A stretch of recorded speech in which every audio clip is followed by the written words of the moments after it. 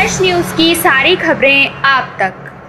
Tip I थी जिसके अंदर हमें पता चला कि बांग्लादेशी नेशनल्स हैं कुछ जो कि ट्रैफिकिंग नेटवर्क के अंदर इन्वॉल्व हैं और अगर रेड करी जाए तो उनको पकड़ सकते हैं। तो हमने ये रेड करके 3 लोगों को पकड़ा था, जिसके अंदर 2 लोगों के वीज़ाज़ एक्सपायर्ड पाए गए। जो ये वीज़ाज़ थे ये बांग्लादेश से इनको इशू हुए थे इंडिया के लिए, बिकॉज बांग्लादेश के अंदर काफ़ी सारी यूरोपियन कंट्रीज़ हैं जिनके एम्बेसीज़ नहीं हैं। तो ये लोग टेम्परेरीली इंडिया आते हैं जिससे कि उनको यूरोपियन कंट्रीज़ का वीज़ा मिल सके, परंतु यहाँ पर इनको जो लेकर आते हैं, जिस माध्यम से ये आते हैं, वो उनको लालच देते हैं और काफ़ी सारे पैसे लेते हैं। और यहाँ पर पहुँचने के बाद इनको चीटिंग किया जाता है कि आपको वीज़ा लगेगा, बट वो कभी लगता नहीं है और इनके वीज़ाज एक्सपायर हो जाते हैं। बाद में उनको यहाँ पर फेक डॉक्यूमेंट्स क्रिएट करने के लिए लालच दिया जाता है कि आपका यहाँ पर फेक आधार या पैन कार्ड क्रिएट कर लेंगे और आप इंडिया में रह पाएंगे। इस तरीके से ये 2 लोग अरेस्ट हुए 14 फॉरेनर्स एक्ट के तहत। एक पर्सन का जो वीज़ा था वो वैलिड पाया गया था, तो उनको रिलीज़ कर दिया गया था। इन दोनों से इंटेरोगेशन करने के बाद पता चला कि यहाँ पर काफ़ी सारे ट्रैवल एजेंट्स हैं, जिसमें एक अली अकबर करके एक नाम आया, मोहम्मद अली अकबर का, जो कि इन्वॉल्व है वहाँ से लोगों को यहाँ पर लाने में। बांग्लादेश के अंदर भी कुछ कंपनीज ऑपरेट कर रही हैं जो वहाँ से पैसे लेती हैं और उनको यहाँ पर भेजती हैं।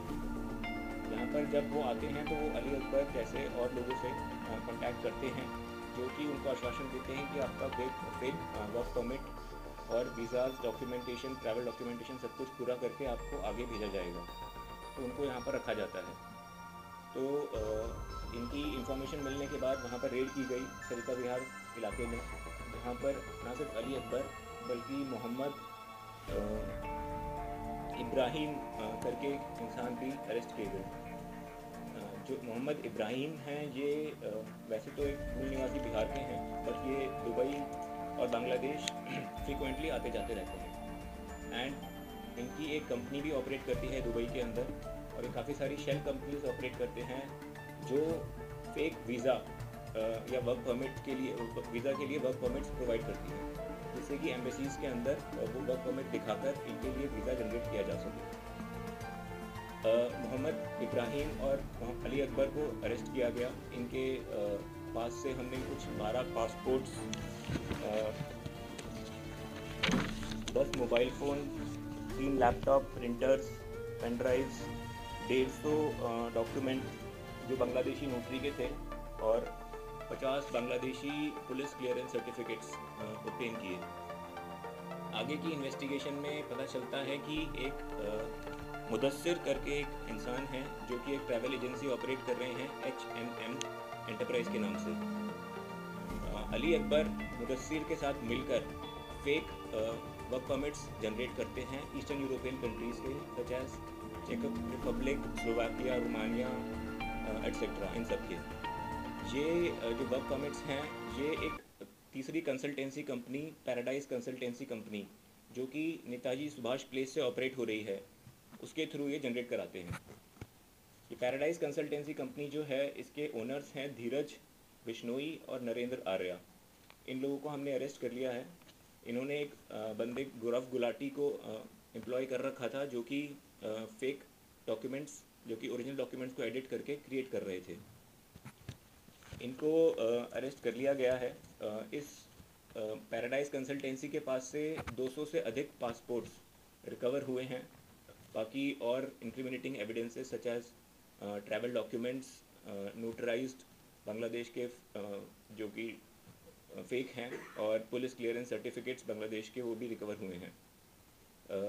इस इन्वेस्टिगेशन अभी चालू है इस केस के अंदर, और काफ़ी एक मेजर नेटवर्क हमने इसमें क्रैक किया है। इसमें ट्रैफिकिंग और फॉरेनर्स एक्ट के तहत केस दर्ज किया गया है और इन्वेस्टिगेशन चल रही है। टोटल अभी तक 9 लोगों को अरेस्ट कर लिया गया है और काफ़ी हैवी रिकवरी हुई है, और आने वाले समय में अभी हम इन्वेस्टिगेशन चालू रखेंगे और इस केस के अंदर और रिकवरी करेंगे। एक हमारा मैसेज ये है कि जो डोंकी नेटवर्क्स के थ्रू, इस पूरे नेटवर्क को डोंकी नेटवर्क बोलते हैं, जिसके थ्रू इलीगल तरीके से लोगों को चीटिंग करके, लुभा के इनको सपने दिखाए जाते हैं कि आपको यूरोपियन कंट्रीज़ या फिर दूसरी कंट्रीज़ में भेजा जाएगा, और इनसे अच्छे खासे पैसे ले लिए जाते हैं, जो कि अलग अलग कंट्रीज़ के हिसाब से अलग अलग रेट्स होती हैं। एज़ मच एज़ 75 लाख तक लोग पैसे पे कर देते हैं बाहर जाने के लिए। हमारा मैसेज यही है लोगों के लिए कि वो इन नेटवर्क से बचें। इन एजेंट्स को भी ये चेतावनी है कि आप ध्यान रखें कि इसमें बहुत कड़ी सज़ा है, मिनिमम 7 साल की सज़ा है अगर आप इस नेटवर्क में पाए जाते हैं तो। और लोगों को भी इसमें सचेत और सतर्क रहने की आवश्यकता है। सर ये जो लोग आए थे, जो सबसे ज़्यादा लोग क्या बांग्लादेश के थे जो डोंकी लगाने के लिए आए थे, या इंडियंस भी आए थे? इस वाले में जो अभी तक हमारी इन्वेस्टिगेशन हुई है, ना सिर्फ बांग्लादेशी बट इंडियंस और नेपाली सिटीजन्स के पासपोर्ट्स भी हमने रिकवर किए हैं। पुलिस ने जितने भी दस्तावेज अब रिकवर किए हैं सारे के सारे थे? अभी उनका वेरिफिकेशन चल रहा है, तो एज एंड व्हेन उनका वेरिफिकेशन कंप्लीट होता जाएगा उसमें पता चलता रहेगा। जो पासपोर्ट्स हैं अभी तक जो पता चल पा रहा है वो तो जेन्युइन हैं, और काफ़ी सारे पासपोर्ट्स पंजाब से भी हैं जो कि वहाँ के एजेंट्स इनको पैराडाइज कंसल्टेंसी को भेज रहे थे। इसमें टोटल कितने लोग अरेस्ट हैं? टोटल 9 लोग अरेस्ट किए गए हैं अभी तक।